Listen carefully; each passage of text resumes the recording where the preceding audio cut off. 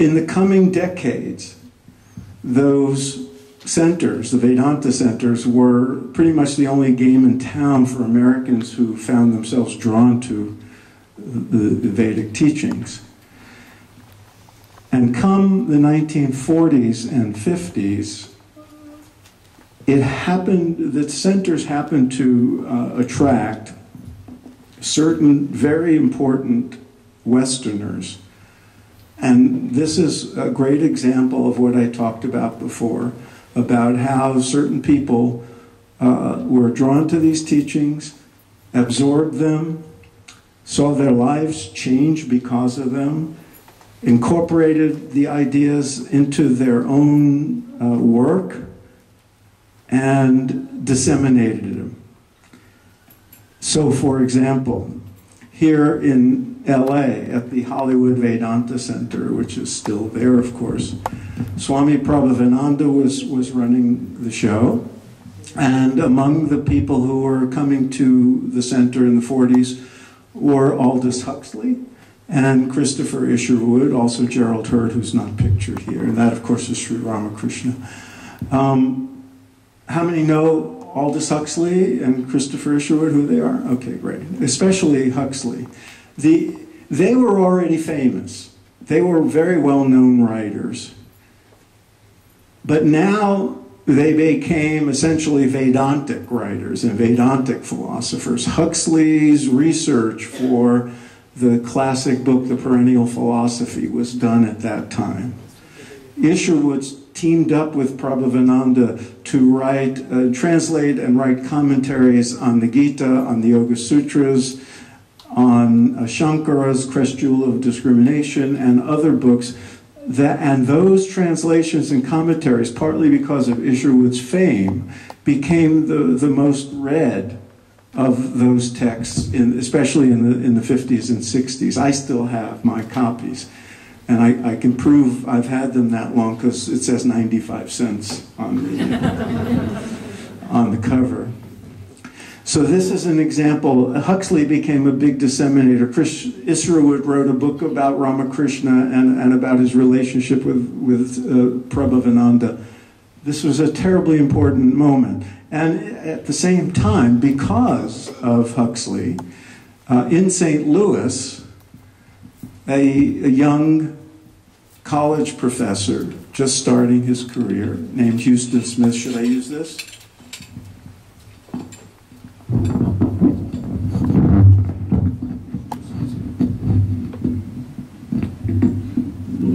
Okay, I'll stand here. Houston Smith, how many know who Houston Smith is? Okay. Houston, in addition to winning the Doshi Bridge Builder Award last year, was probably the most important scholar of religion in the 20th century. And I'm honored to say that he wrote the foreword to American Veda. He was a young professor of religion when he, at Huxley's suggestion, met Swami Satprakashananda in St. Louis, who was running the Vedanta Society, and essentially had a 10-year tutorship with him. And when he wrote his famous textbook, which changed the way religion and comparative religion is understood and taught, it was under the Swami's guidance. And if you read that textbook, as millions of college students have, you will see it's a Vedantic perspective on comparative religion. It's very clear to anybody who understands it. Well, actually, all you have to do is read the first chapter and then read the rest, and you'll see the orientation is very clear. In New York, at the same time, Swami Nikhilananda was running the center there, and can we not tilt it somehow? If you can do that. But how many know who Joseph Campbell was? Okay.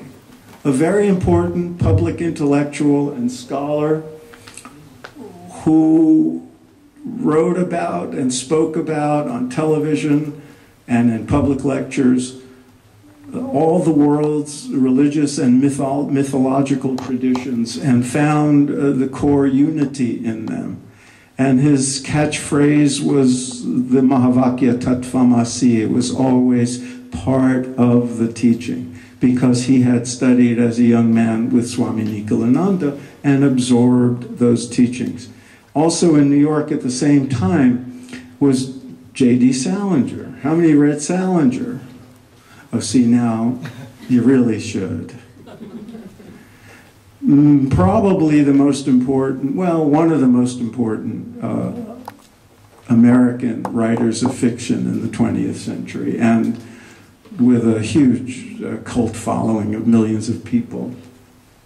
Known especially for his first novel, which was The Catcher in the Rye, but everything after Catcher in the Rye has a very explicit Vedantic orientation, because he was studying with Yogananda and before he became a serious recluse.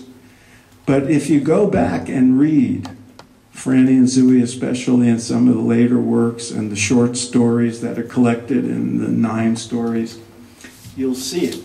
I'm going to read to you a passage from one of his early short stories. It was published in 1950 or 51. No, 53 or something like that. Published in the New Yorker magazine, and then as one of a collection of stories that are still being assigned in colleges today. It's a story called Teddy. Teddy is a 10-year-old boy who's very precocious, and he's having a conversation on a cruise ship. It's an interesting story, but I'm only going to read this one passage. And he tells the person he's speaking to about his past life. Mind you, it's 1953, and people are reading this in the New Yorker. And the guy, he says, I wasn't a holy man. I was just a person making very nice spiritual advancement. Then I met a lady, and I sort of stopped meditating. I would have had to take another body and come back to Earth again anyway. I mean, I wasn't so spiritually advanced that I could have died if I hadn't met that lady and then gone straight to Brahman and never had to come back to Earth, but I wouldn't have had to get incarnated in an American body. I mean, it's very hard to meditate and live a spiritual life in America. People think you're a freak if you try to. Now, when I read this, and I was a young seeker in the 1960s, I said, yeah, I feel like a freak. And I found a kindred spirit in Salinger. And I read everything I could get my hands on. I was reading a lot of other things at the time. But think of it. People were getting a little teaching on reincarnation, just reading a story about a 10-year-old boy in a family in modern America. And then he tells them about a spiritual experience he had, and he says, when I was 6, I saw that everything was God, and my hair stood up and all that. It was on a Sunday. My sister was only a very tiny child then, and she was drinking her milk, and all of a sudden, I saw that she was God and the milk was God. I mean, all she was doing was pouring God into God, if you know what I mean. Now, that's an Upanishad. And that's the way these teachings got to permeate the minds of Americans. Some people would have read that and just said, oh, he's a wacky kid. But other people like me, said, oh, what's going on here? I want to know more about this. And in Franny and Zooey especially, it's a character who's going through a spiritual crisis, and the sort of guru of the family pulls her out of it with these teachings. Moving on, as I said, I interviewed about 300 people for the book, and when I asked them what their first exposure was, many of them mentioned a book. A lot of books were mentioned. Which book do you think was mentioned more than any other? I can't hear. How many said this? You win.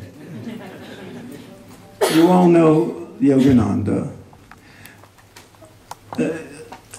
He was a terribly important figure in this story, not just because Autobiography of a Yogi was the first opportunity people in the West had to really get to know in writing a genuine yogi.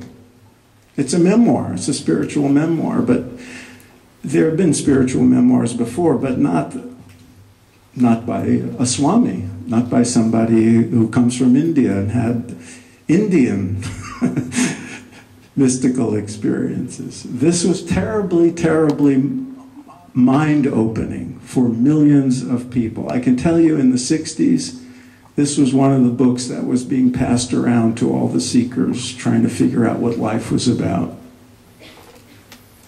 But he was also important because he was the first of the important teachers to settle in America.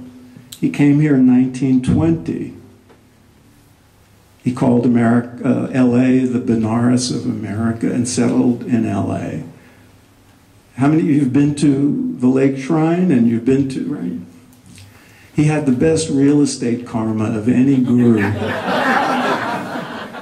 I mean, a real estate developer would kill for those SRF properties. But he's a great example, as was Vivekananda in his own way, but Yogananda was here for 32 years, and mostly in LA. And if you look at some of the things he did, you see how all the great gurus who came here, and this becomes clear when you do the kind of research I did, they had the challenge of, on the one hand, staying true to the integrity of the teachings they brought with them, and not messing with their essence and their truth and their profundity. On the other hand, having to adapt it to life in America in the modern age, an age of science, to a bunch of people who are either secular because they had nothing, they didn't like religion, or they were Christian or Jewish or whatever. They had to make these teachings understandable and acceptable without compromising their integrity. It's not that hard to do when you think about it, because the nature of the teachings are so universal. So they could appeal to secular people as sort of self-improvement or philosophy or psychology, and they could appeal to religious people as a way of deepening their religion or their contact with God.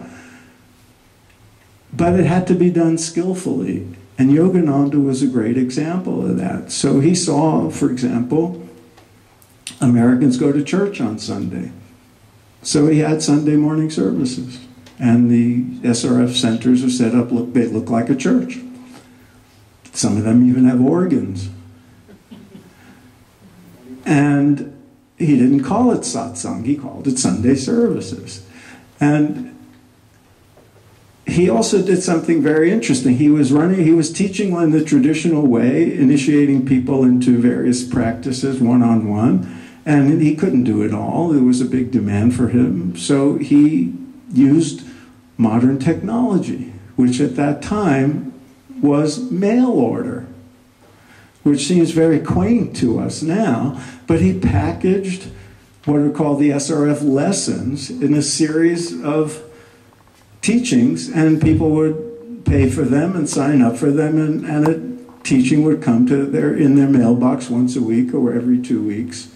This was a new innovation in the 1920s, but he did it. And these are ways these teachings get adapted.